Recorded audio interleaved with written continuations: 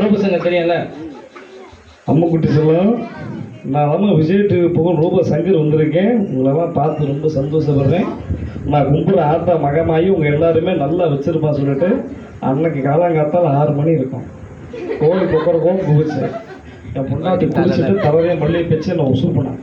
மணி ஒரு 8 இருக்கும். நான் பாத்ரூம் போயிட்டு வந்தேன். கையில் காப்பி போட்டு கொடுத்தா டிவியில் ஒளியும் வாத்தியார் பாட்டு. யார் பாட்டு? குறுக்க பேசாதீங்கம்மா, பிரச்சனை ஆகிப்போம். அன்னைக்கு